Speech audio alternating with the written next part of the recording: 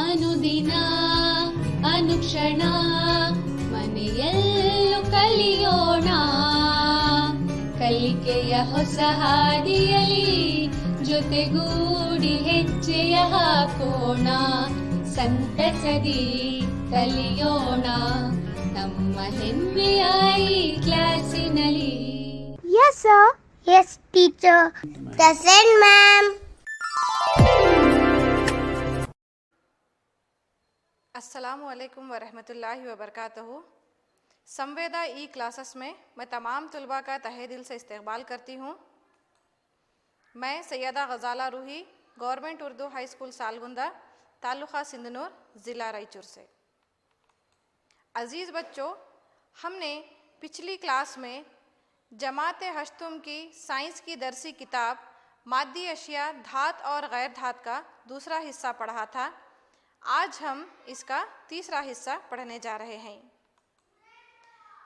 पिछली क्लास में हमने धातों और गैर धातों के खुसूसियात में धात और गैर धात का ऑक्सीजन के साथ तामुल और धात और गैर धात का पानी के साथ तामुल का मुतालिया किया था। आज हम धातों और गैर धातों की कीमियाई खुसूसियात में ही पढ़ने जा रहे हैं। धातों और गैर धातों का तेज़ाब के साथ तामुल, धातों और गैर धातों का असासों के साथ तामुल और हटाव तामुल।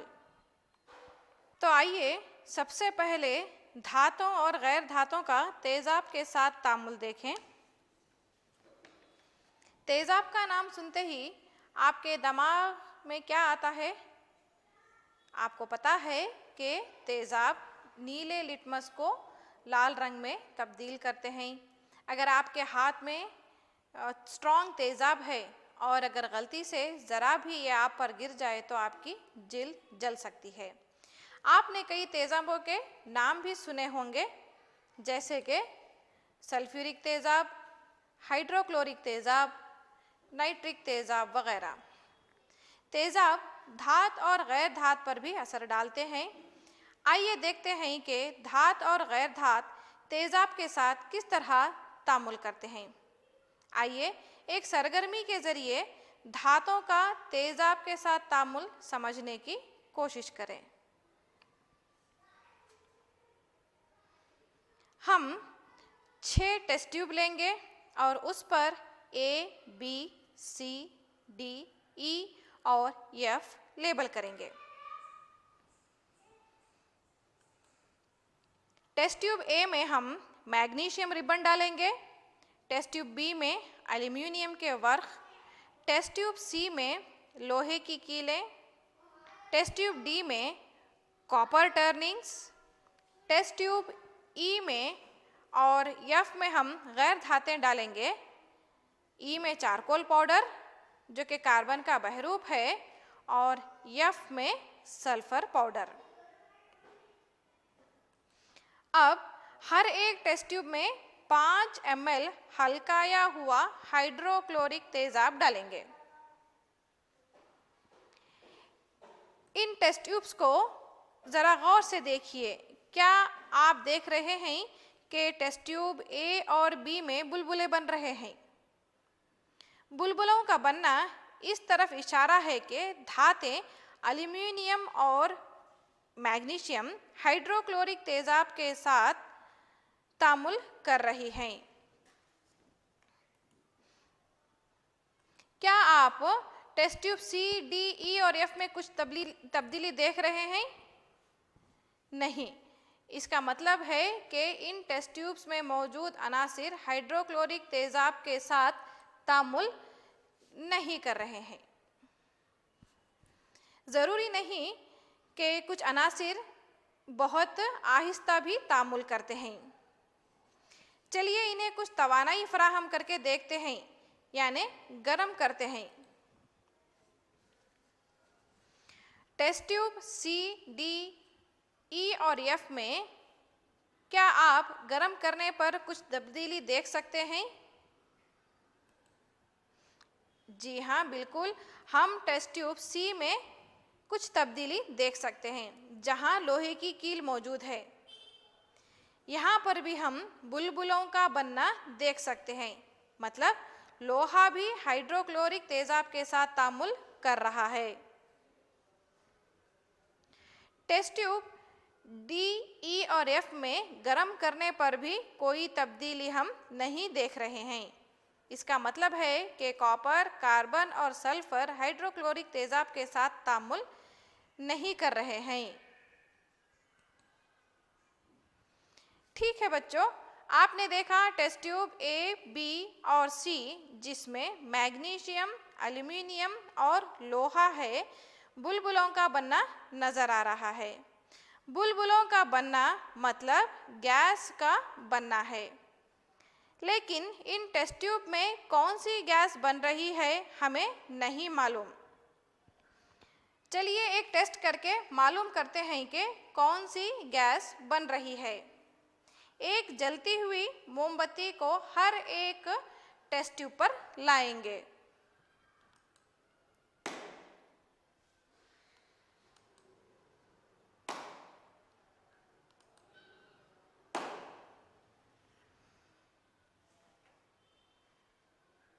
क्या आपने पॉप की आवाज सुनी? ये आवाज आपने हर बार सुनी जब हमने जलती हुई मोमबत्ती को टेस्ट ट्यूब ए, बी और सी पर रखा। इसका मतलब ये है कि जो गैस इन टेस्ट ट्यूब में बनी है वो हाइड्रोजन है, क्योंकि हाइड्रोजन गैस की खुसूसियत है कि वो पॉप आवाज के साथ जलती है। अब हम ये कह सकते हैं कि धातें हाइड्रोक्लोरिक तेजाब के साथ तामुल करके हाइड्रोजन गैस बनाती हैं।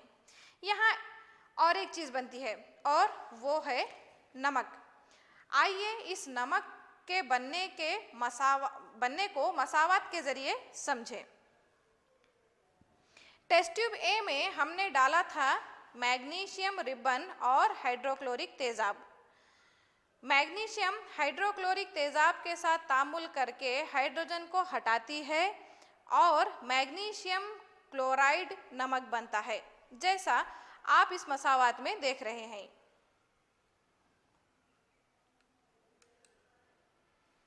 टेस्ट ट्यूब बी में हमने डाला था एल्यूमिनियम और हाइड्रोक्लोरिक तेजाब।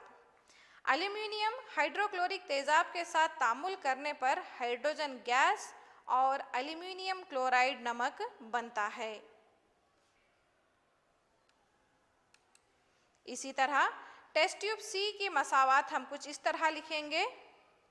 लोहा हाइड्रोक्लोरिक तेजाब के साथ तामुल करने पर हाइड्रोजन गैस और लोहे का क्लोराइड बनता है।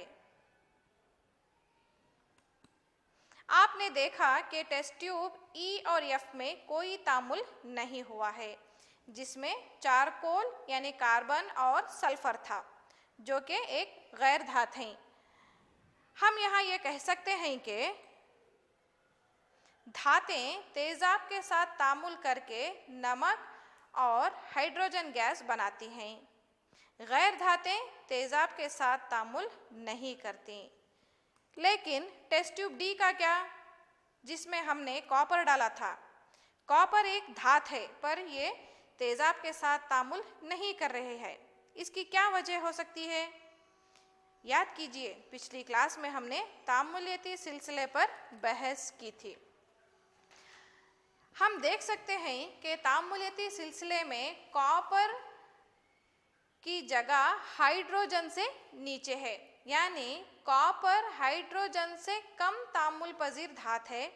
और आपको पता है कि धातों को तेजाब के साथ तामुल करने के लिए तेजाब में मौजूद हाइड्रोजन को हटाना होता है। कॉपर को हाइड्रोक्लोरिक तेजाब के साथ तामुल करने के लिए हाइड्रोक्लोरिक तेजाब से हाइड्रोजन को हटाना होगा। कॉपर चूंकि कम तामुल पजीर है, इसीलिए हाइड्रोजन को नहीं हटा पाती और इसीलिए यहाँ कोई तामुल वाक़या नहीं होता। क्या होगा अगर हम धातों और गैर धातों में हाइड्रोक्लोरिक तेजाब की जगह सल्फ्यूरिक तेजाब डालेंगे? आप यहाँ पर भी वही देखेंगे जो हमने हाइड्रोक्लोरिक तेजाब के साथ देखा था। धातें सल्फ्यूरिक तेजाब के साथ तामुल करेंगी और गैर धातें सल्फ्यूरिक तेजाब के साथ तामुल नहीं करती। आइए इन तामुलात को मसावात के ज़रिए समझने की कोशिश करेंगे। मैग्नीशियम जब सल्फ्यूरिक तेजाब के साथ तामुल करता है तो वही हाइड्रोजन गैस बनती है और जो नमक बनेगा वो होगा मैग्नीशियम सल्फेट। इसी तरह जब एल्युमिनियम सल्फ्यूरिक तेजाब के साथ तामुल करता है, एल्युमिनियम सल्फेट नमक और हाइड्रोजन गैस बनती है।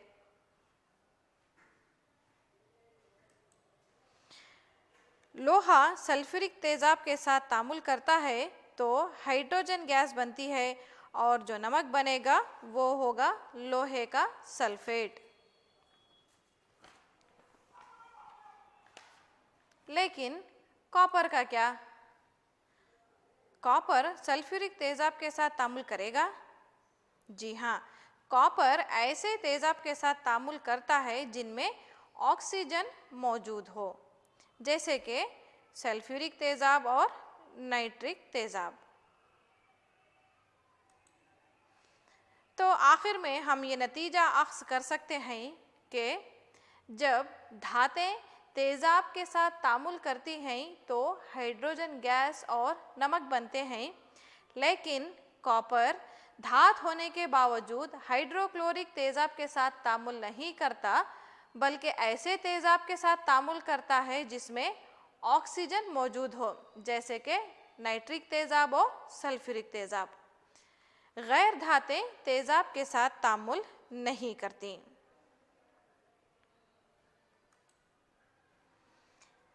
आइए बच्चों, अब हम देखेंगे कि धातें और गैर धातें असासों के साथ किस तरह तामुल करती हैं। सबसे पहले धातुओं का असासों के साथ तामुल।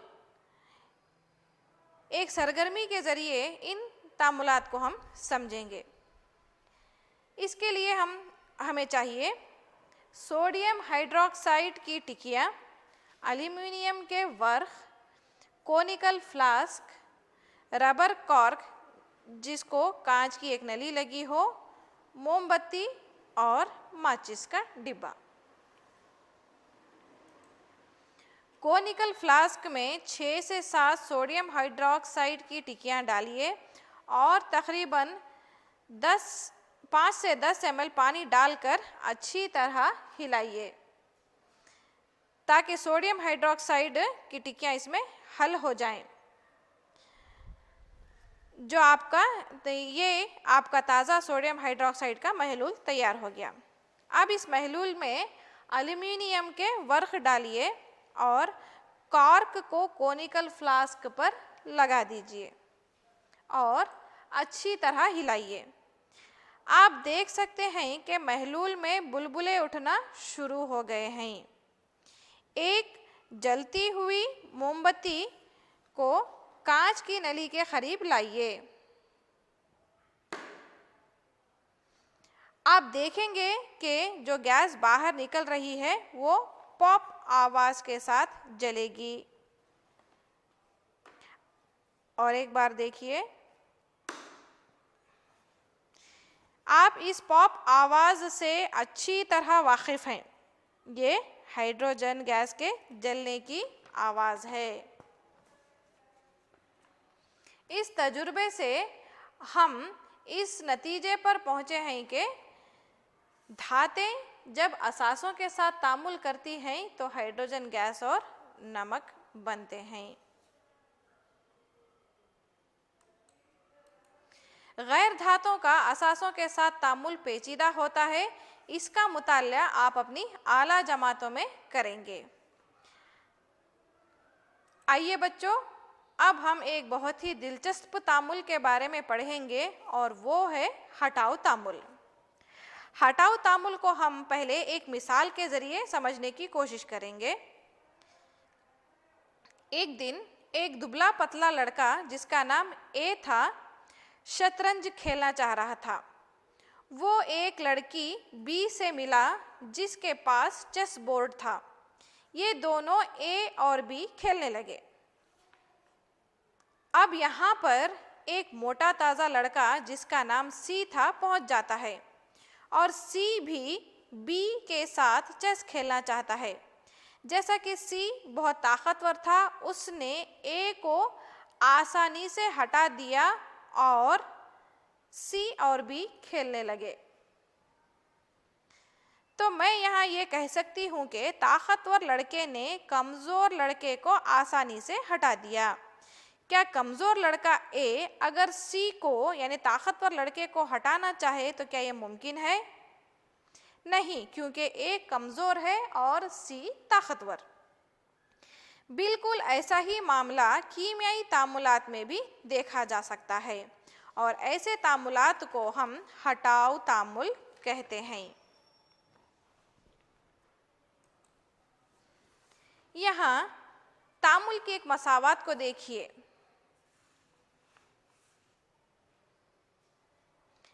ए भी एक मुरक्कब है जिसमें ए धात है और बी गैर धात।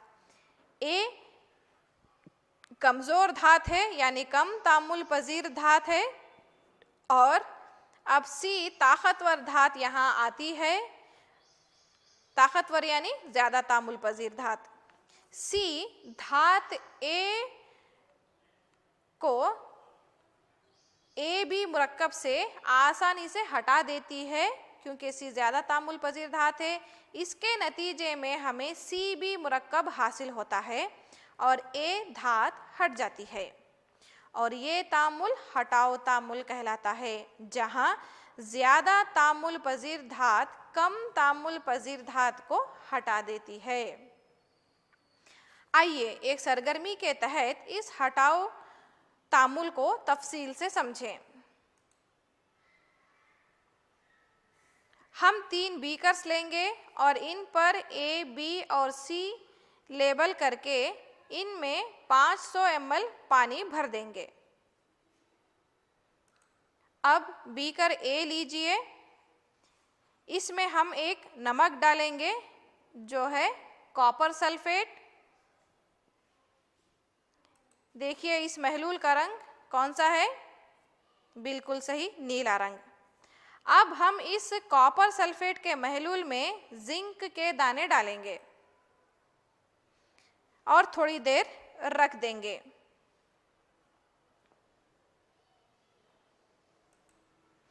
क्या आप अब बीकर में रंग देख सकते हैं? नीला रंग गायब हो चुका है और महलूल बेरंग हो गया है। महलूल का बेरंग होना इस बात की तरफ इशारा देता है कि यहाँ पर एक तामुल हुआ है। इस मसावत को देखिए। हमारे पास कॉपर सल्फेट का महलूल था जिसमें हमने जिंक को मिलाया था। आप तामुलिती सिलसिले को याद कीजिए। इसमें जिंक कॉपर के ऊपर है, यानी जिंक कॉपर से ज़्यादा तामुल पजीर है और इसीलिए वो कॉपर सल्फेट से कॉपर को हटाकर जिंक सल्फेट बनाती है और ये जिंक सल्फेट बेरंग होता है। आप सोच रहे होंगे कि कॉपर कहाँ चला गया। यहाँ देखिए, कॉपर बीकर की तह में जमा हो गया है, तो ये एक हटाओ तामुल था। अब हम बीकर बी ले लेंगे, इसमें भी कॉपर सल्फेट डालेंगे। इसका रंग फिर से नीला हो गया। इस बार हम इसमें लोहे की कीलें डालेंगे और थोड़ी देर छोड़ देंगे। अब आप इस महलूल को देखिए। इस महलूल का रंग हरा हो चुका है और ये इस बात की तरफ इशारा है कि कॉपर सल्फेट और लोहे के बीच तामुल हुआ है। आइए इस मसावत को देखते हैं। हमने कॉपर सल्फेट के महलूल में लोहा डाला था, तो आइए तामुलिती सिलसिले में इन धातों का मुकाम देखते हैं। तामुलिती सिलसिले में लोहा कॉपर के ऊपर है, यानी लोहा कॉपर से ज़्यादा तामुल पजीर है और इसीलिए कॉपर सल्फेट महलूल में आसानी से कॉपर को हटाकर लोहे का सल्फेट बनाता है।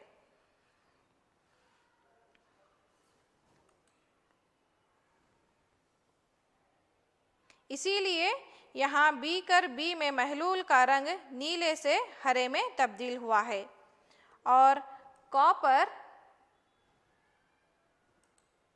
तह में मौजूद है। इसीलिए बीकर में महलूल का रंग नीले से हरे में तब्दील हुआ है और कॉपर तह में मौजूद लोहे की कीलों पर जमा हुआ है और ये भी एक हटाऊ तामुल की मिसाल है। आइए अब बीकर सी लेते हैं। इसमें डालेंगे जिंक सल्फेट। इस महलूल का रंग देखिए,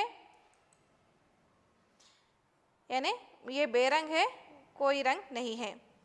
इसमें हम कॉपर का बुरादा डालेंगे और थोड़ी देर बाद देखेंगे कि क्या होगा। आप देखेंगे कि महलूल में कोई तब्दीली वाक़ई नहीं हुई है और इसका मतलब ये है कि यहाँ कोई तामुल वाक़ई नहीं हुआ है। आइए देखते हैं ऐसा क्यों हुआ है। फिर से तामुलियती सिलसिले पर नज़र डालते हैं। तामुलियती सिलसिले में जिंक कॉपर के ऊपर है। इसका मतलब यह है कि कॉपर जिंक से कम तामुल पजीर है, इसीलिए जिंक सल्फेट के महलूल से जिंक को नहीं हटा सकता और इसीलिए बीकर सी में कोई तामुल नहीं हुआ है। तो याद रखिए बच्चों, हटाऊ तामुल एक ऐसा तामुल है जिसमें ज़्यादा तामुल पजीर धात कम तामुल पजीर धात को हटाती है। तो बच्चों, उम्मीद करती हूँ आप लोग हटाऊ तामुल को अच्छी तरह से समझ गए होंगे।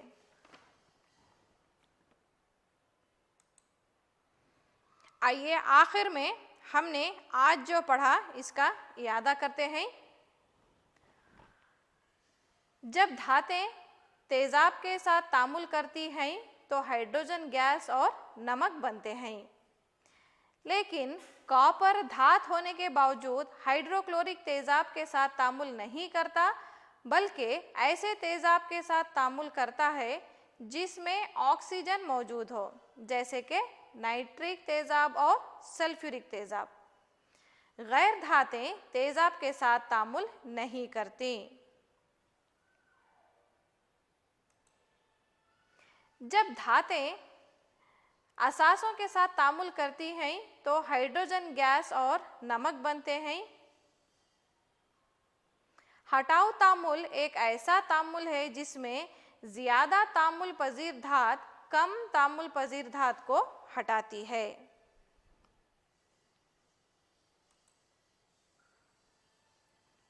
बच्चों, आपके लिए घर पर काम। पहला सवाल है, चंद तेजाबों के नाम लिखिए। दूसरा सवाल है, हटाऊ तामुल पर मुख्तसर नोट लिखिए। उम्मीद करती हूँ आज की इस क्लास को आपने बगौर सुना और समझा होगा। शुक्रिया। अनुदिना